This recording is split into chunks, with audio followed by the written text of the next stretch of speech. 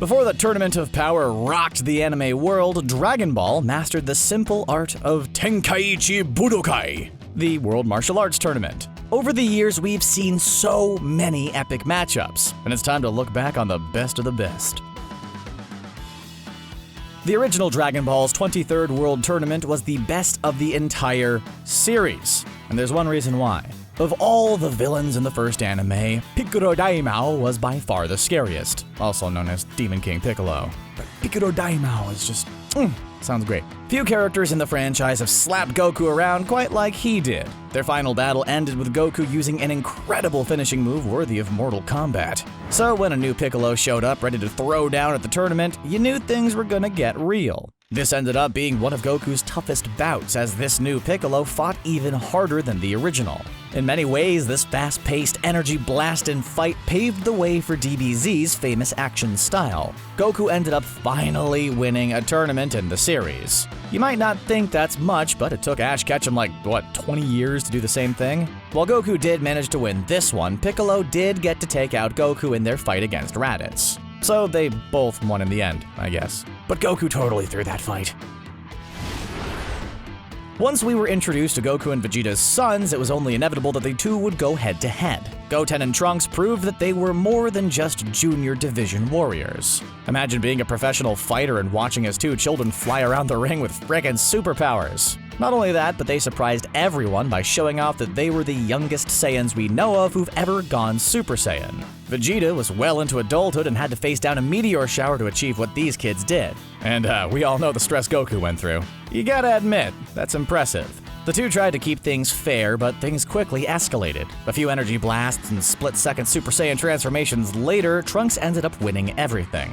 What this really did was set the stage for the larger role both would have during the Majin Buu struggle. I still haven't forgotten Super for not giving us enough Gotenks. Not that there is such a thing as enough Gotenks, that is.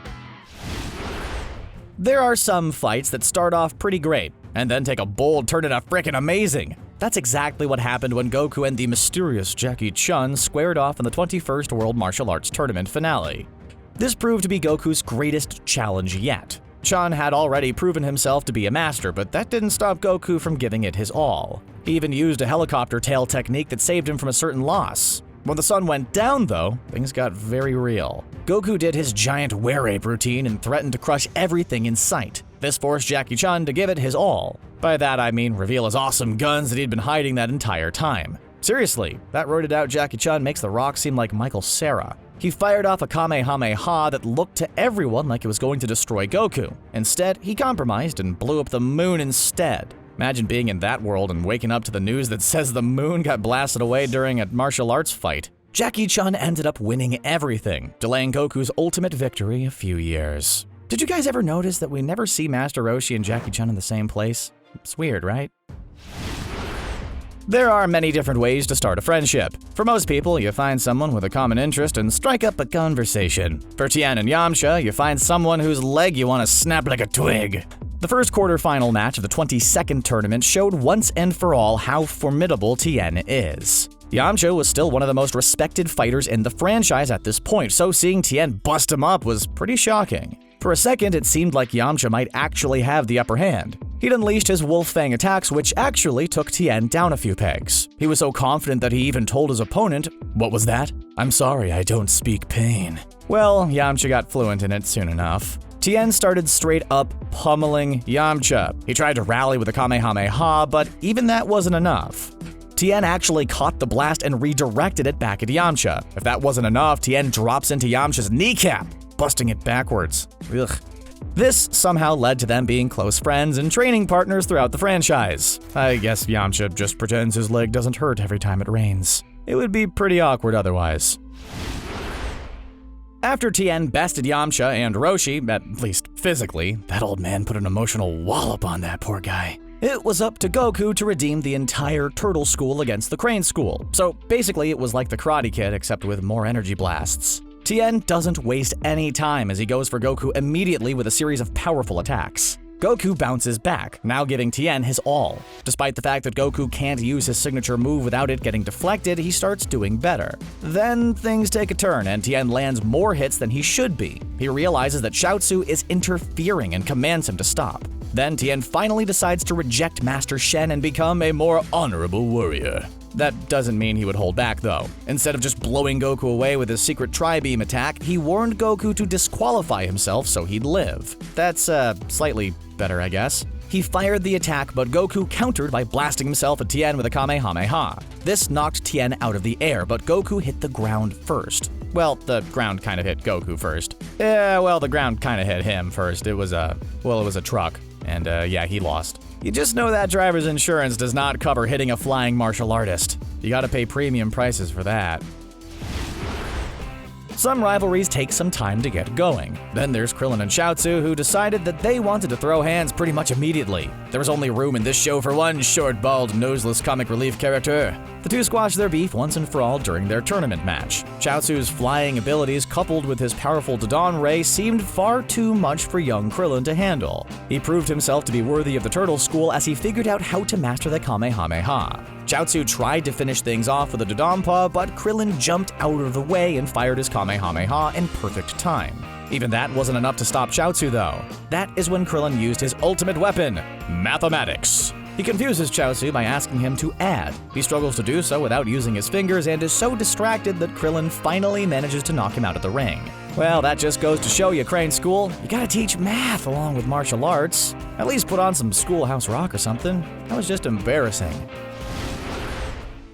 For whatever reason, every tournament has to have at least one combatant who is in disguise. In the 23rd tournament, that person was the mysterious hero. He looked kinda like a dweeb. He wore a collared shirt and glasses to a frickin' fighting tournament. Turns out that like Clark Kent before him, that mild-mannered look was hiding some serious alien power. Hero was secretly Comi in disguise. After he shamed poor Yamcha, who was literally laughed at as he was accidentally beaten up by the clumsy fighter, it was time for him to face Piccolo Jr. That is when the fighter reveals his true motives. Comi fights Piccolo, hoping to keep his evil contained. The fight gets off to a very different start as this mild-mannered man unleashes a surprising amount of power. Piccolo eventually figures out who Hero really is, forcing Comi to go all out. He uses the evil containment wave attack, but Piccolo reverses it, making Comi give up control of the man. The poor dude then wakes up having no memory of what happened. For the rest of his life, he was probably regarded as a famous martial artist for reasons he could never figure out. I bet he returned to his old life as the coolest guy in his accounting firm. Maybe it was worth it. After Rocky lost to Apollo Creed in the first Rocky movie, you just knew there had to be a rematch. The same thing went for Goku and Tien. Our hero might have technically lost against his three-eyed rival, but it was close enough that they still needed to settle things once and for all. At first, it seems like the two were pretty close. As it continued on, Goku removed his weighted clothes and showed off that he was holding back the entire time. In response, Tien can't even keep his own pants up. He manages to rally using his fancy multi-form technique, but not even 4 of him are enough for Goku. After all 4 of them get creamed by the adolescent Saiyan, Tien admits his defeat. In fact, this is pretty much the last time we ever see the prideful side of the three-eyed warrior. From then on, he's a pretty zen, relaxed guy. Goku went from losing to Tien to beating him into a whole new lifestyle. I'd say he redeemed himself. After he was such a jerk during his first tournament, Chow Sue managed to change into one of the good guys. It's a tried and true Dragon Ball bad guy career path that Tien, Piccolo, and Vegeta have all taken. One that Frieza has made it very clear that he has no interest in. That's why it was so crushing to see the little guy go up against the newly cyborged mercenary Tao. The two had squared off against each other during the last tournament, which Chow Sue won, easily. His strange fighting style was enough to overpower the old man without much effort. So Cyborg Tao was now pretty steamed that Chow Sue and Tien had given up on the Crane School and wanted revenge on them and Goku. We didn't get to see their rematch, but we did get to see the little warrior beaten to a pulp. Tao may have set out to get his revenge on Goku, but he ended up starting a different beef entirely, one that Tien would more than settle.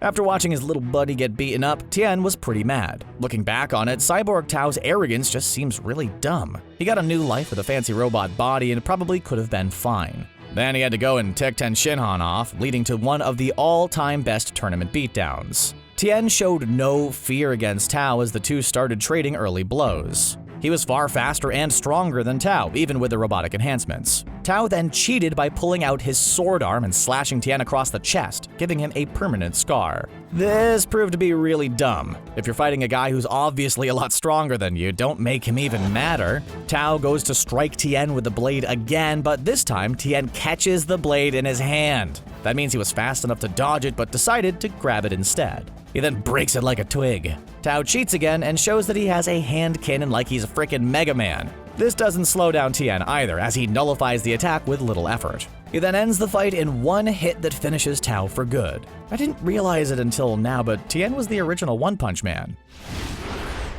There's a pattern in Dragon Ball tournaments where the person who ultimately wins has to defeat the winner of the last tournament. Goku defeated Tien in their rematch after losing to him last time, and then Tien defeated Chun before he got the ultimate prize. Their fight was pretty epic, as this just sped up the hype train towards Goku's inevitable clash with him. Later fights in the franchise are less about martial arts and more about power levels. That's why it's so cool to look back on fights like this one, which are really about fighting form and reading your opponent. Don't get me wrong, I love a good Super Saiyan Ki Blast and Form Change and DBZ Scream and Punch Fest, but there's something awesome about a simple martial arts showdown. It's kinda like watching a well-choreographed Ip Man fight. The two were constantly getting the better of the other, only to lose that advantage as the other bounced back with a powerful volley. Then things get more intense as Tien fires a Kamehameha at Jackie only for it to get deflected. Jackie, admitting that his era is over, steps out of the ring. Later, Tien confronts him as Roshi, where he admits that he thinks Goku can take him. Oops, he tried. Back in the days before Super Saiyan forms, alien warlords, and gods of destruction, Goku was a much more grounded character. In those days, he was just a plucky student from Master Roshi's Turtle School. His main rival for a minute was his fellow student Crillon. At this point, the two were actually the same height and everything. Crillon never did get much of a growth spurt. So it's pretty cool to see the two young fighters square off tournament style. The show seemed to know that too, because like the first 45 seconds is nothing but really intense eye contact. Then things kick off and it's an orange blur of tiny punches and kicks. It's one of the most fun fights in the entire series, featuring Crillon inflating himself, a running Kamehameha from Goku, and more. Crillon turned the tides on Goku by shooting a Kamehameha as a distraction while he sneaks around to grab Goku's tail. It actually seemed like Crillon won as Goku passed out. Of course, that doesn't work on Goku anymore, and he slams Crillon, revealing that he was faking it. Goku then finishes it by moving so fast that he appears to be invisible. After a few strikes, Crillon is sent out of the ring and Goku wins. This would actually be their main fight until their rematch in Dragon Ball Super. That one also starts with a tremendous amount of dramatic eye contact. There isn't always time for silliness in these tournament arcs. That's why it's so refreshing to see a fight like 18 versus Mighty Mask. This is the one where Goten and Trunks pull the oldest trick in the book by stacking themselves under big clothes to pose as an adult. The disguise lasts for a while until 18 forces the duo to go full Super Saiyan, revealing their identities. In that retrospect, it's pretty dumb that it took that for her to figure out what was going on. You're fighting children in really baggy clothes, 18. There were signs. 18 realizes that the two are willing to do whatever it takes to win, forcing her to reveal their identities. She fires off a Destructo disc, which opens their disguise and disqualifies them. The guys at registration really need to start taking their jobs more seriously. At pretty much every one of these tournaments, there is some sort of sneaky hijinks going on. People are possessing bodies, wearing wigs, secretly being children, or having hidden knife hands. You'd think they would have figured out how to weed that out by now. The original Dragon Ball had characters who weren't literally gods, so the challenges were a lot more down to earth. That allowed for cool characters like Nam to provide an interesting challenge for Goku. He was a mostly quiet character who was holding back a cold finishing move that he was hesitant to even use. Once he figured out how strong Goku was, he realized he had no choice. That's when he jumped into the air and flew down with his cross-arm dive technique. This was a pretty simple move that was basically just a crossed-arm pile driver into the chest. Supposedly, it knocks a person out for 10 days, but that's probably just what they tell Nam to make him feel less guilty about literally crushing an entire person's chest cavity. He uses this move on Goku, knocking him out cold.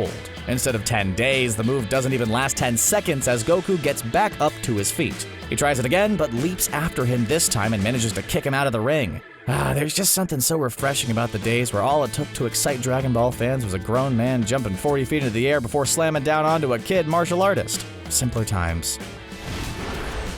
The first Dragon Ball series had a final arc surrounding a world martial arts tournament, so it was only fitting that Dragon Ball Z go out the same way.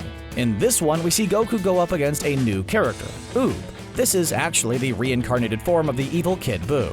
Goku holds back against the little guy initially, but eventually taunts Oob into giving him all he's got. The kid impresses Goku so much that he's decided to start training him. This is kind of the perfect ending for the series, as Goku started off a lot like Oob. He was a poor kid with a mysterious past and a ton of power. It's only fitting that Goku would now become a master with a pupil like he was. We haven't seen much of Oob since, but this little introduction was enough to make him a memorable character. Maybe someday the series will pick up where it left off in regards to the two of them. That seems pretty unlikely, but at least DBZ ended with a solid look at Goku becoming a true master. Then Dragon Ball Super had to upstage it by ending on a tournament arc with literally the fate of the entire multiverse at stake. You can argue all day about which series is better, but in the tournament of series finales, DBS won big time. And there you have it. All the best Tenkaichi Budokai moments from the Dragon Ball series. Which one was your favorite? Would you like to see the best tournament matches from Dragon Ball Super? Let us know in the comments, and don't forget to like and subscribe for more Dragon Ball action.